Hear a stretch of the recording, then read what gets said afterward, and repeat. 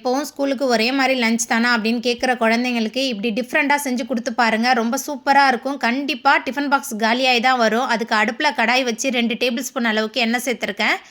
எண்ணெய் சூடான பிறகு நீல வாக்கில் நறுக்கின 3 பெரிய வெங்காயம், நீல வாக்கில் நறுக்கின 3 தக்காளி சேர்த்துட்டு நல்லா வதக்கிடலாம். வெங்காயம் தக்காளி வதங்கி வந்த பிறகு நீல வாக்கில் நறுக்கி வச்சுருக்கிற கேரட், தேவையான அளவுக்கு உப்பு சேர்த்துட்டு வதக்கிடலாம். இந்த ஸ்டேஜில் கேரட் சேர்க்கணும், ஏன்னா வதங்கி வரதுக்கு கொஞ்சம் லேட் ஆகும்.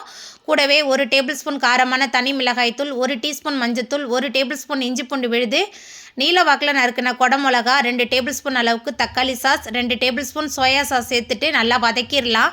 மசாலாலாம் நம்ம சுவைக்கு தகுந்த மாதிரி சேர்த்துட்டு நல்லா வதங்கி வந்த பிறகு 2 டேபிள் ஸ்பூன் மிளகுத்தூள் சேர்த்துட்டு நல்லா கலந்துட்டு வதக்கிட்டு எண்ணெய் நல்லா பிரிஞ்சு வந்ததுக்கப்புறமா இதில் வேக வச்சுருந்த நூடுல்ஸ் சேர்த்துக்கலாம். நூடுல்ஸ் வேக வைக்கும் போதே கொஞ்சமாக எண்ணெய் சேர்த்துருக்கேன். அப்போ தான் நூடுல்ஸ் ஒன்றோடு ஒன்று ஒட்டாமல் வரும்.